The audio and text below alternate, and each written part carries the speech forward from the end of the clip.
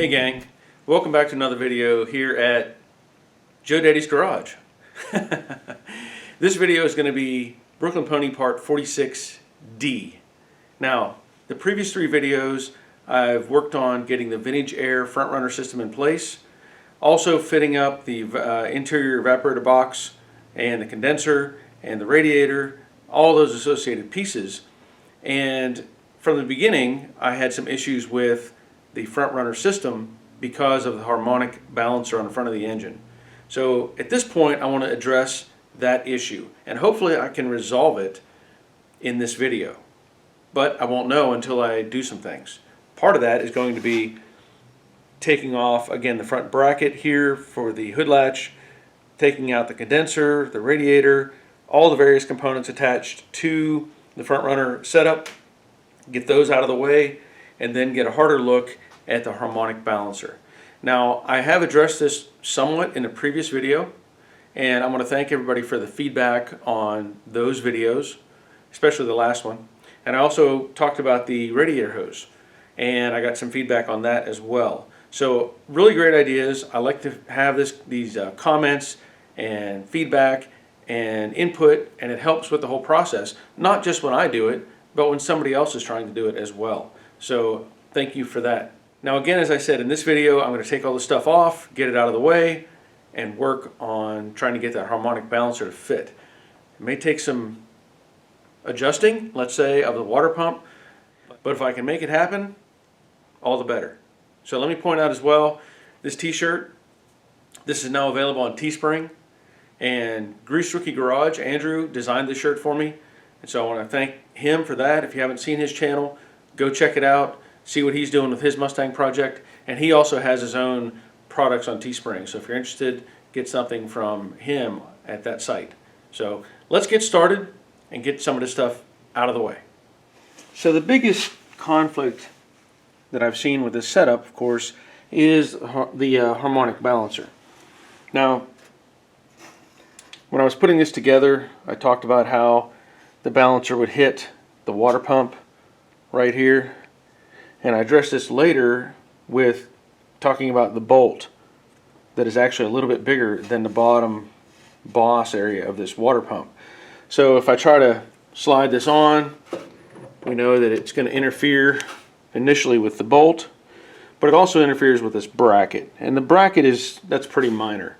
I can address that in various ways.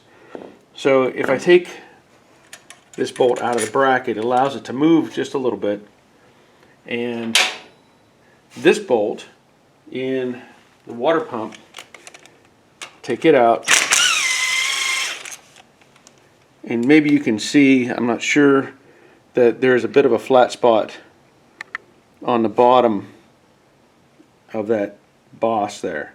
So the bolt technically is just a little bit bigger than that boss. So now I can take the balancer and attempt to slide it on and get it on the keyway, so of course it'll go further, but it's already binding. It's hitting on that boss. So obviously it's not going to go far enough for this to work. So I'm going to slide that off, and I'm going to take this water pump back off, just the way it is. Going to need a little more oomph.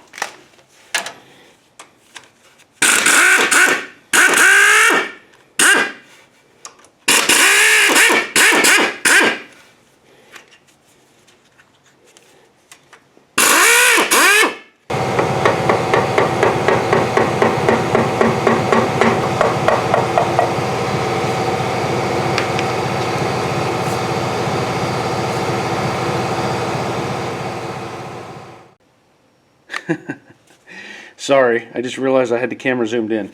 But what I used to take this loose is just gently tapped on it with a dead blow mallet just to take it loose. But sorry, I didn't realize I had the camera zoomed in. But one of my thoughts is I want to be able to see if I can just nudge this water pump up even just a little bit. So I can look at the gasket and see, you know, there is of course a transition here that is part of the pump process to where it directs fluid into this port, and same way here, the way this one curves around, it directs it into this port. And there may be just a little bit of room based on how much space is around the bolt. And it's not going to be much. I mean, just a few thousandths of an inch maybe, I don't know. But with that amount of play, I can push up on the water pump just a little bit and see if that gives a little bit more clearance. So at this point, now that I have it loose, I'm going to just put in a couple bolts just to see if I can raise this up even just a little bit. Well, maybe there's a little bit of room there.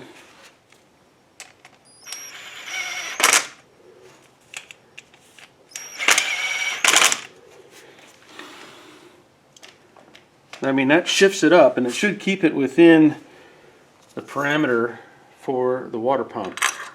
You know, if these other bolts go in, and they do, then it may not be that big of a concern. But, you know, there's only certain ways to find this stuff out. And a lot of it is just putting things together and finding out and taking it back apart if it doesn't work. Okay, so it looks like all these bolts will line up, at least at this point. Of course, this one is the culprit. And these two. Okay, so the bolts go in. Now, I want to see if we've gained anything with the balancer.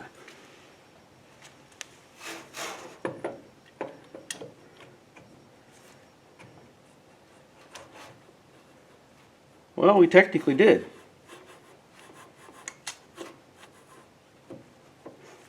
I got it in, it goes in further. Alright, so now my thoughts are I want to knock down some of that edge that's on this boss. Just try to take off material enough to where the balancer will fit in. But I mean, it's a lot closer than it was. Long way to go though.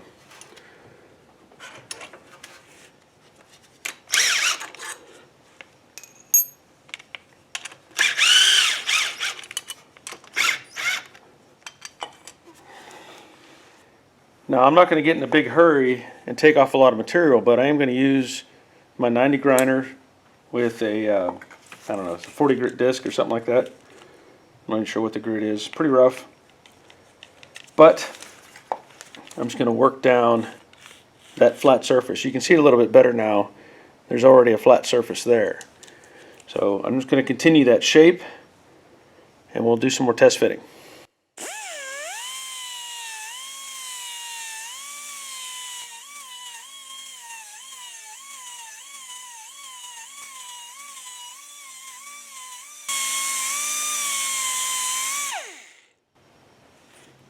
Put the pump back on.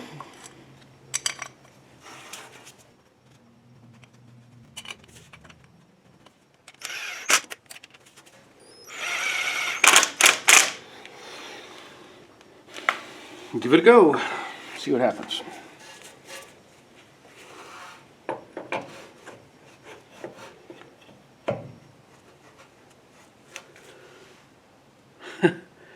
That's a lot closer. I mean, without really squeezing this on, I can see a gap now underneath. Let me see if I can reset the camera and show you. So that's an improvement. I can now see light through that gap. I mean, that might be just enough. I'm going to try something. I take my 6-inch scale and lay it between there, that might be just enough.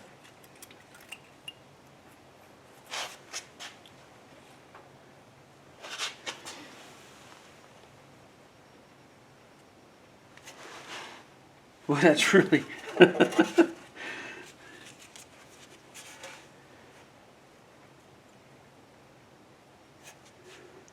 just that little bit. I didn't sand off much material, but that might be as far as I need to go. Now I might just take a little tiny bit more off just to be sure, you know, in case the water pump, once it, you know, when I put it back on, it's not sitting that high again. So I might take off a little more material, and then I'll need to take down some of the shoulder of this bolt. That's a minor fix, really.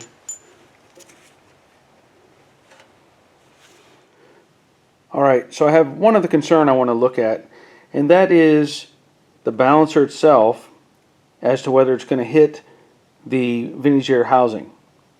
The concern is, if I put this in place and I just tighten the bolt down, it could just keep driving it on until this hits the housing itself, where I want it to hit this surface first. This is going to contact the lower gear on the crankshaft. So, you know, you don't know until you put it in place and start tightening it down. Now, it could tighten completely, and you wouldn't know that this is hitting until you try to rotate it. Or, you know, it might not be too obvious until you try to rotate it. So what I want to do is a comparison depth. I want to take a straight edge, and in this case a steel rule or a scale, and make the two fit together in a T. And so by doing that, I can get an idea of the drop from the face here to this surface area. And in this case, I think it works out. I looked at it earlier.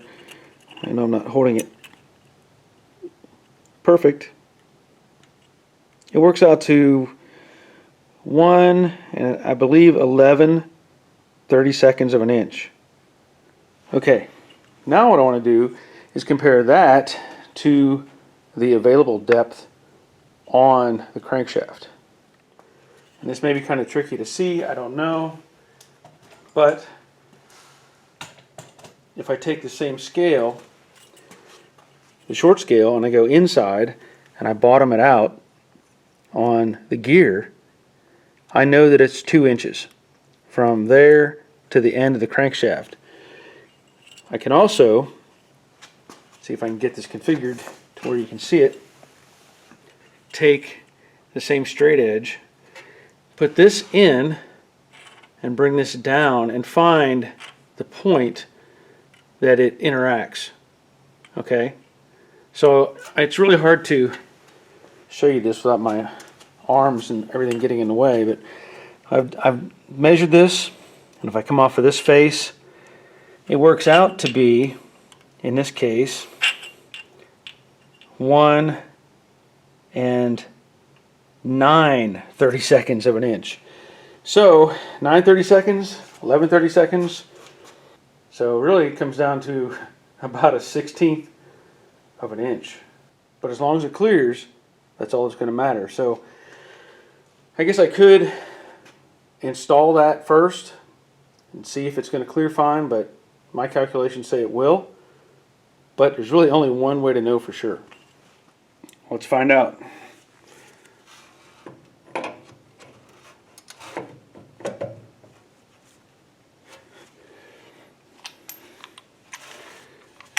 Yeah.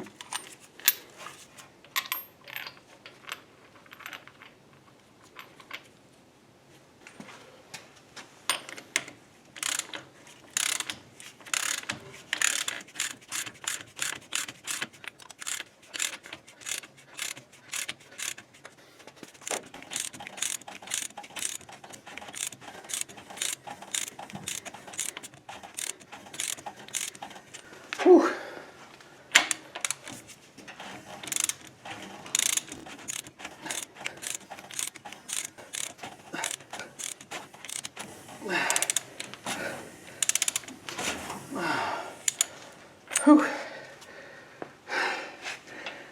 Man, that's hard to get on there.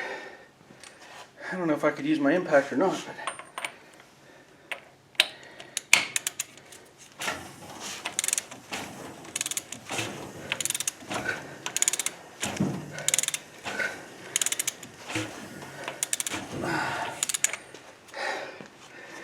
oh man.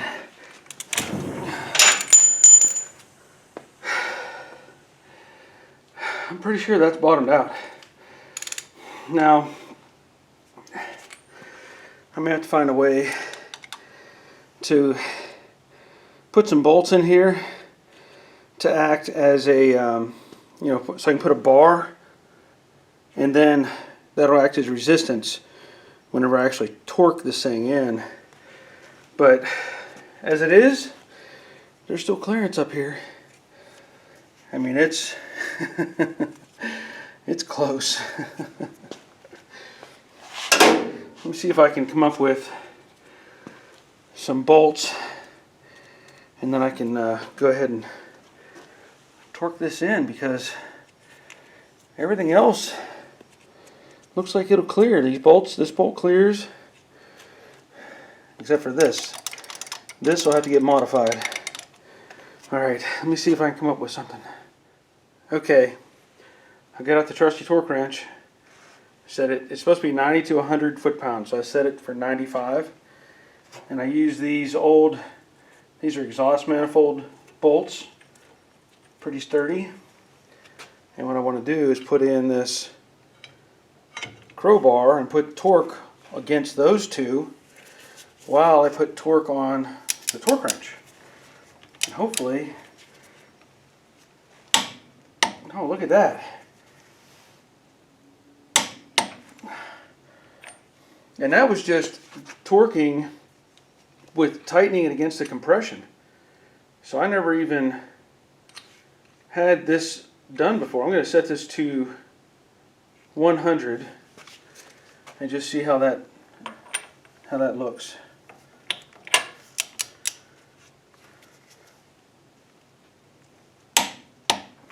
So really, let me back that up a little bit. I managed to get more torque on there in just doing it against the compression of the engine.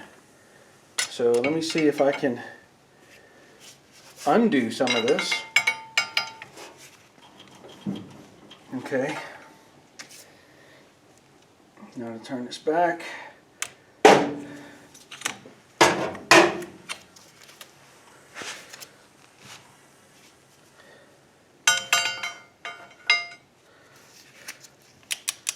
And again, this is at 100 foot-pounds. There it is. Very good. That's fantastic. And now I can go on to addressing some other things. All right.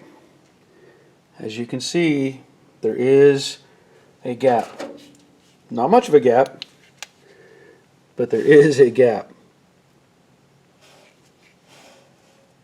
Kind of hard to light it up in a way that you could easily see it, but there is enough room. So that's taken care of. And just so you know, I did pull the center bolt back out of the balancer and put on some more thread lock just to make sure. So that's not going anywhere. And also, just to show you as well, the bracket over here, the timing bracket. As you can see now, I have a gap. Hopefully you can see that. What I did is I bolted it back in place, and I took a screwdriver, and I was able to give it just a little bit of a tweak and reshape it ever so little. Just a little bit. And that allowed it to kind of straighten up. So I don't really think I'm going to worry about that now, because I thought I might have to cut it and shorten it, but there is a gap between that and the balancer at this point. So the next thing is I need to, well, I'm going to retorque those bolts on the bracket, and those are 20 foot-pounds, And then I'm going to reinstall the water pump, and the torque on those is 18 foot-pounds. One more thing to point out, you know, I removed the water pump, cleaned off the old gasket material, and I went to the parts store, took the pump with me, but I was like, I need a gasket for this water pump. And of course they ask you what's it off of, and I tried telling them, but nothing cross-referenced or crossed over to what this actually is. So we looked up the part number here that's on the pump. It's 181380, if you can see that. And that crossed over to a 96 Ford Explorer. So now I have a new gasket, and the part number is right there, 35352. In case you wanted to know, there it is. So at this point, I will prep the water pump, put new sealant on, new gasket, bolt everything in place, and we'll have another look at how well or how much clearance we end up with. So I have the two shortest bolts in the water pump, and I'm lifting up on it. I'm going to just snug those in a little bit.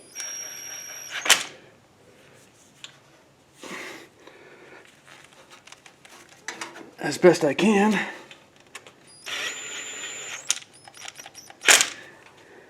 Okay, so as you can see, I have the water pump in place, and just going to make sure all the bolts go in.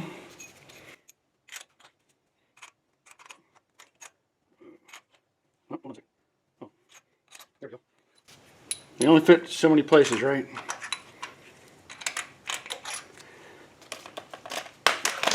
And then this one, it turns out the boss is actually past the face of the balancer. So I'm not going to grind this bolt down because I don't have to.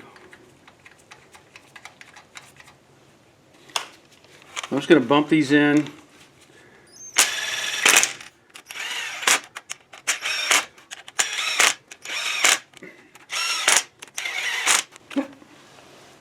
And there's still clearance.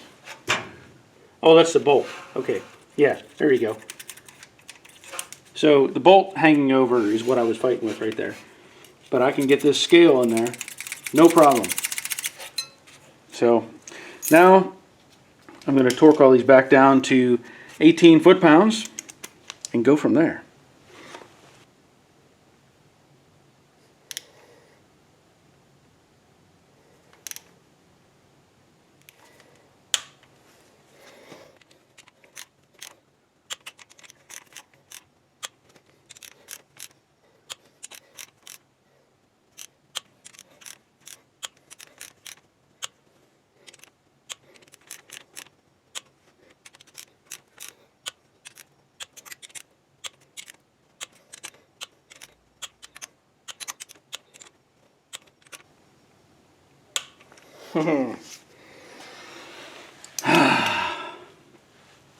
Man,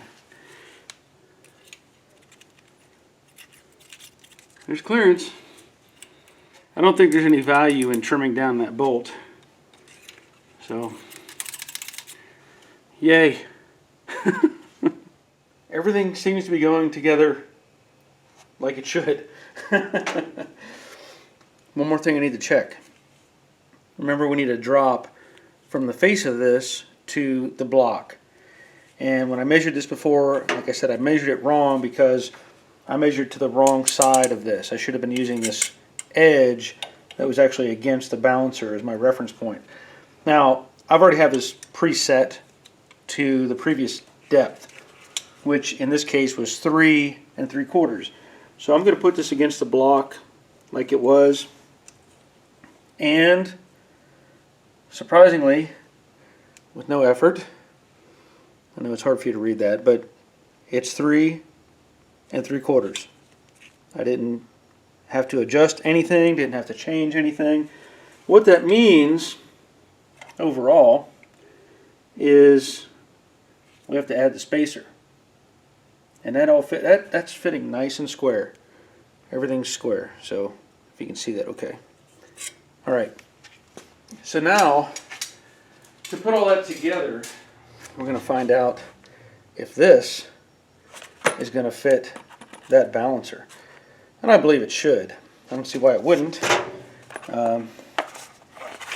It should just sit right in that space there. It's got a flange on here. And I'll open this up and see how that fits.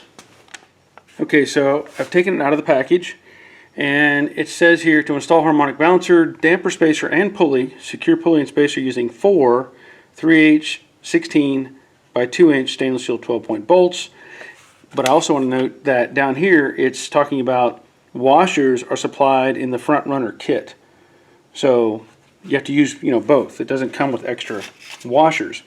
But if I put this up in place, that fits like a glove. Set this up. And I'm not putting on the washers at this point because I'm just mocking things up and make sure that everything's going to line up.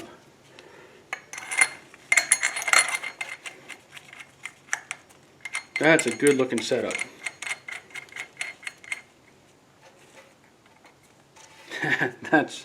That's pretty nice. So at this point, I think I'm going to attach everything that was on here, put the belt on, and have a look at it. And I'm not going to put the radiator in, but I'll put all the other accessories on, and we'll see what it looks like. Well, I put everything on, except I forgot that I still need to put the pulley on the power steering pump. So I need to take that back off and do the installation of the pulley. I need to put this pulley onto the power steering pump. This pulley is part number 733002. And this is again a Vintage Air product. So let me get that box out of the way. The power steering pump 851001. Again, Vintage Air has their label on it, so I guess it's made for them. I don't know. Just letting you know what the numbers are. Now, to put this pulley onto this pump, it calls out in the instructions for a KD tool 2897. I went to the local O'Reilly Auto Parts, and I have this tool, which is EverTough 67010. To rent this, it's like a $42 deposit. You bring it back, you get your money back. So anyway, that's the same tool. Now the way this works is there's a specific way this pulley fits, and I'll show you that in just a minute. But this is the front of the pulley, and this is the rear of the pulley. You really wouldn't notice much difference except for this flange on the front section, and there's a reason for that.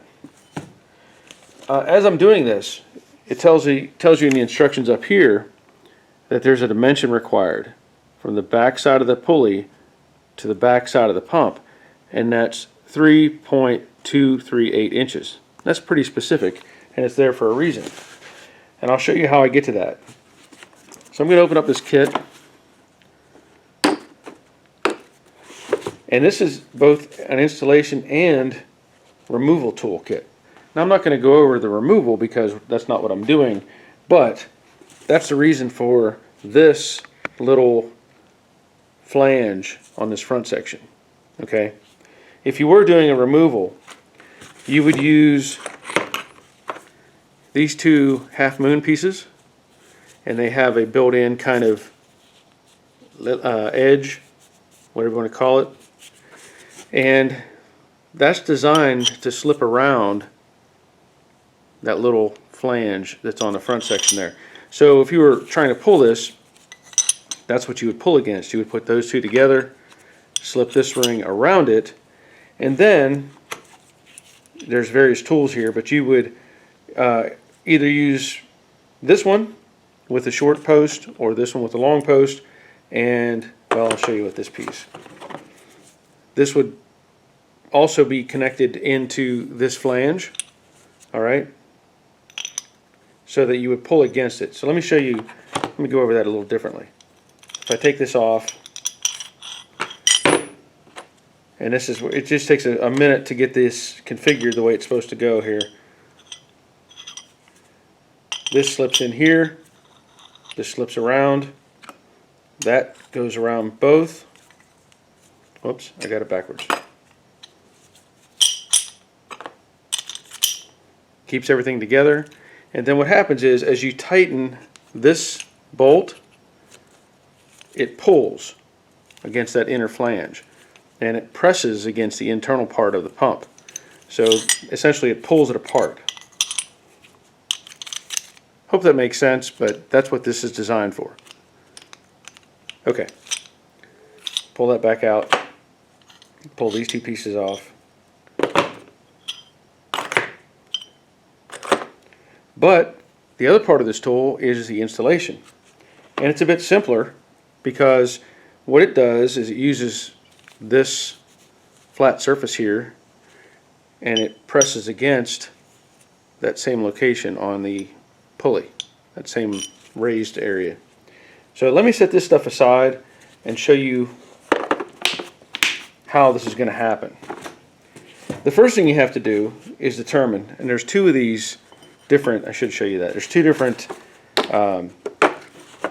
centerpieces that have different threads in the center or on the end. All right, this one is consistent all the way through, and this upper one has a thinner section on it. I already know that I don't need that one, so I'm going to set that aside.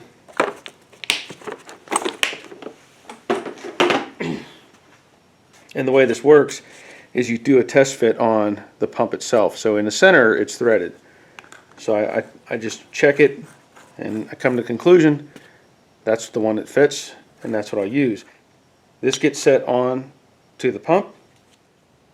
Okay, the way this works is this collar here, this section turns freely inside of it, and then this bolt turns inside of that one.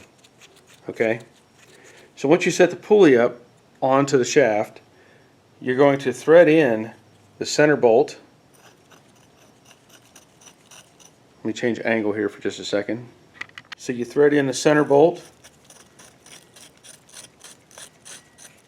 and this kind of, bottoms out there, and then you're going to turn the collar down on that bolt. The idea being that everything should kind of square up as you're doing this. So you want to look at it, make sure it looks level as it's going together. Snug that down. And then it's just a matter of holding this upper bolt stationary while you turn the lower bolt. In this case, on this tool, it's an 11/16. So I will put this one on, hold this one stationary, and then just start tightening against it.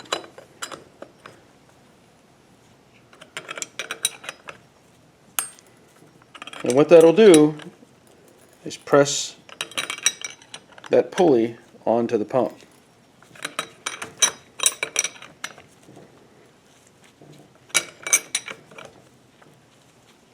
I'm going to stop there for a second and show you that it is going on. But now I want to check something, because it points out again it's 3.238 on the instructions, and that is measuring from the back of the pump base to the back of the pulley. So I was looking at that and I was thinking, well, how can I get a measurement there? Because I can kind of do a quick extension here and just kind of eyeball it, but I don't really want to do it that way. I don't know if you can see that very well, but what I thought was, if I take a straight edge and put on the back of the pump and then stretch between the two, I know that's an awkward angle, right? So if I do it like this, I can stretch between the two and get a measurement, keeping that flush and square, and that measurement currently is 3.7. So I have a good ways to go, but that's why you test fit. You want to make sure you don't go too far.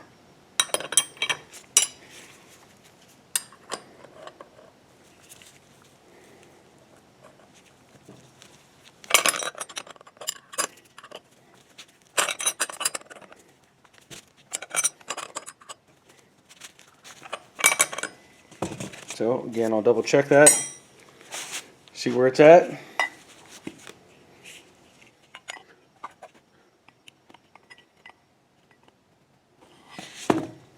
So that's 3.60. So I still have a ways to go.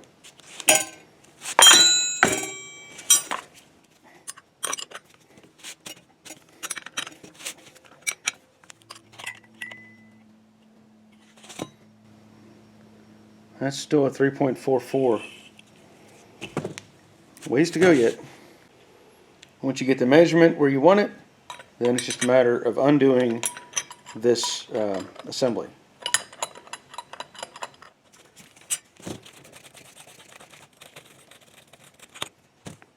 And that's it. Now let me show you the measurement one more time. So again, this is just a little bit tricky to measure, but I'm trying to make it as simple as I can. So I've turned this around a little bit, and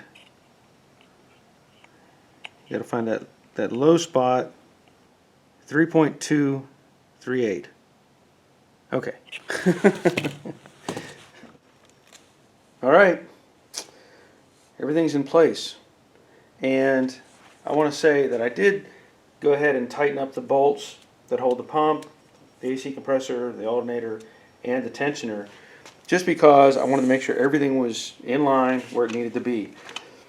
Now here's the configuration for the belt. It shows two different ones, one without power steering down here and one with power steering, and it says it's a 60-inch belt.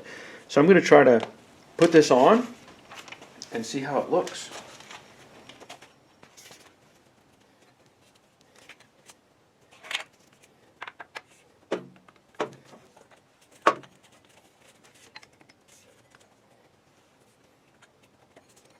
Now I had to do that because this is so tight right here. Now to get this part in, whoop, come off the alternator.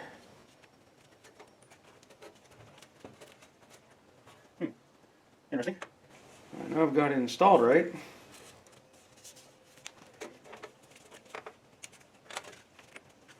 Whew. That belt's a little snug. I hope that's not a problem. Let me look at this again. So I'm coming over the alternator, under the power steering or the water pump. Yeah.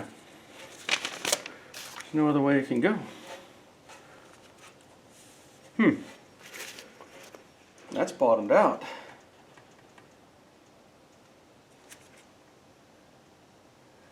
Well, let me see what belt they sent.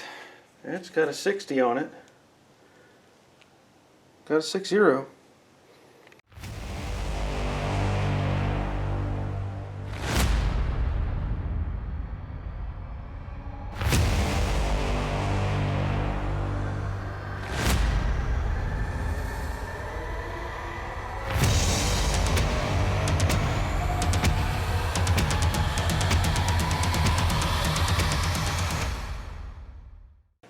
Well, that's disappointing. I'm gonna have to fight with this. Okay. I don't know if it's just this belt that it's just super tight, but I managed to get it around the crank pulley partially. Man. So I'm gonna have to just let it stretch a little bit or something. I don't think there's any reason why that should fit that tight.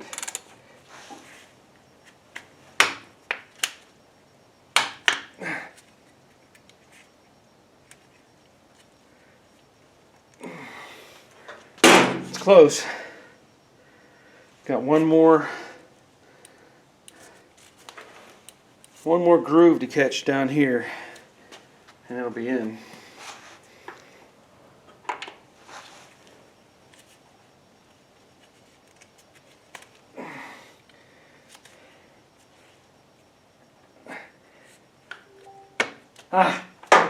Jeez, man, I got the air conditioning on and I'm breaking a sweat trying to put on a Serpentine belt.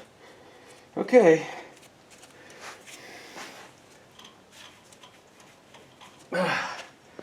Whew. It looks nice though, doesn't it? Yeah. Okay, so I wanted to show you a couple things, and the alignment, right on the money. I like it, looks good, very happy with that. Here on the other side, pulleys line up just great. But I wanted to talk about something else briefly, and I mentioned this in the last video with the interior evaporator box, assembly, whatever, that the heater core tubes kind of essentially dead end into the back of the valve cover. And I did point this out, that this upper one is just slightly below the valve cover, and this one really comes into where the flange is. And there were some comments about that these later model engines sit taller, a little bit different, and I was debating on whether that was accurate, because this is essentially the same block as a 289, 302 combo, whatever, and I couldn't see much difference between the engines to justify that difference in spacing. But also, it was pointed out that the valve covers are slightly taller. So I'm going to show you a comparison between this 65 or 66 car that I've been working on, and I want to show you the Jade Mustang 68 and the comparison of where those tubes come out. Now, I know this isn't exactly a fair comparison, because this engine is also a 302 and it has the late production or later model valve covers on it. And you can also see, maybe, let me angle the camera down just like I did earlier and get around these hoses. It's the same situation. The tubes, or the openings, are really in line again with the valve cover. Same kind of situation. That tube would come out really in the same location, same as this one down here. So, there may be some merit to the idea that these valve covers sit higher, and I'm sure they do. But now I want to do a comparison between this vehicle and the 65 Mustang that I have, that I call the Stray Pony. And that car is pretty much original. So let's go take a look at that one. So I'm trying to film this, my camera keeps fogging up because the humidity is so high, but I was pointing out that this car has an export brace on it. So somebody must have added that at some point, obviously. But I was looking at the hoses here, and that upper hose is slightly above the original style valve cover, but the lower hose again is in line with it. So there is some merit to these valve covers being lower and giving you more clearance. Otherwise, it's still the same basic engine setup, but nobody has seen, I guess I haven't shown this before, just how original looking this car is. But now you have a glimpse of the Stray Pony. Well, now we can see that there is definitely some difference between the stock style engine with the stock valve covers versus these later model style engines with the taller valve covers and stuff like that. The basic engine is still the same as far as dimensions go, but I can see the variance in there with the valve covers. Again, this will be addressed later on whenever I finally get around to putting things together. I'll figure out a way to route the hoses so they're out of the way and taken care of, but it's good information to know. So thank you for those that commented on that particular segment. Now, at this point, I'm going to move on to something else. Another part of the car. I don't know yet exactly what I'm going to do, but I'm happy to say that the Vintage Air front runner system is checked off. I'm happy with it. I like the way it looks. It's going to be just fine. I will take everything back off, of course, because I'm not going to leave that stuff on there when I'm doing other things, because the engine has to still come back out. But I'll leave the front runner, apparently, obviously the main piece on there, but I'll take off all the accessories because there's no reason to leave them out and exposed. Now again, I don't know what the next video is going to be, but as soon as I figure that out and get it made, you'll know as well. Now there's one more thing I need to do. I said I would do one more drawing on this series, and I will do a drawing based on the comments from the last video. So let's get that taken care of. Okay, so here is the last video. And as it shows over here on the right, there were 76 comments, 1.6 thousand views, which is good, 158 thumbs up, and continues to grow. So very happy with that.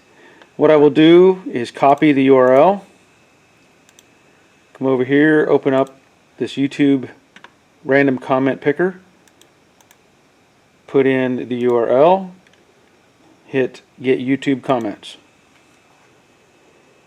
Now it says there are 51 unique commenters.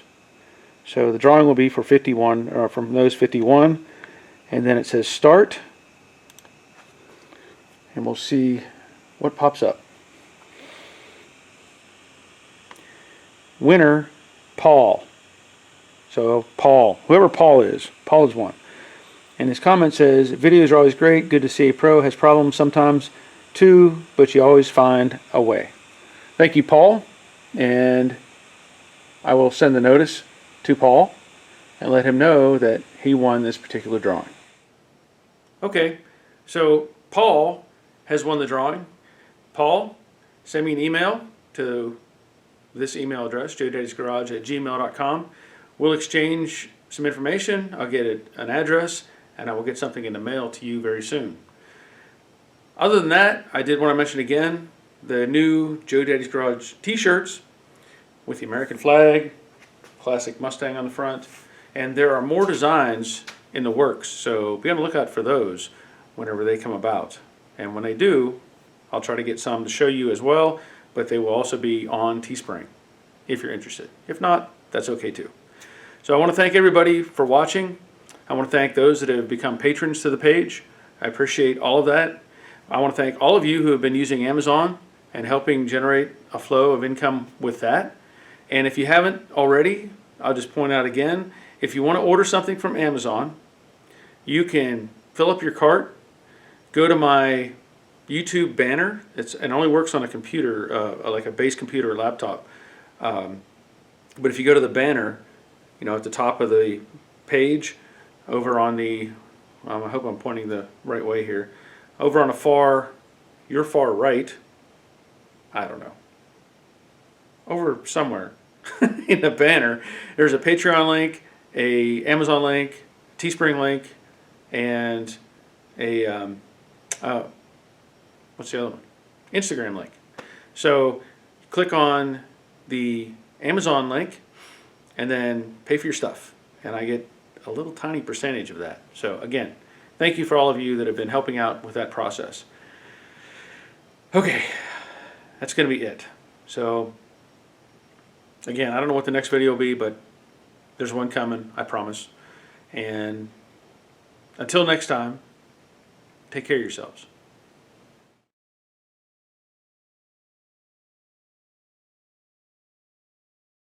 It may take some adjusting, let's say, of the water pump, but if I can make it happen, it'll. Now you ask, how can you figure that out? Because, well, no.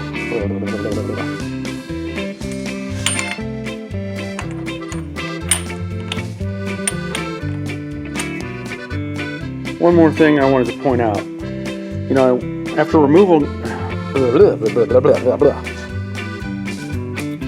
I don't see these. There's a couple things that have to happen, and let me. You're going to use, well, the instructions called out for a 13/16. I guess not for this one. Let me get a different wrench. Now on this one,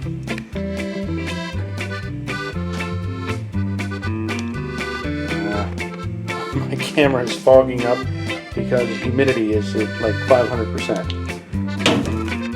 Okay, so as we've learned, the valve covers are a different height between the stock engine and these aftermarket builds, but that explains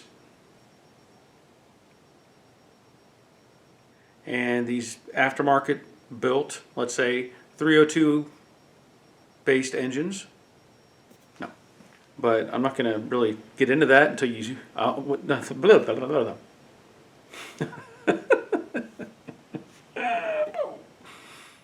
See ya.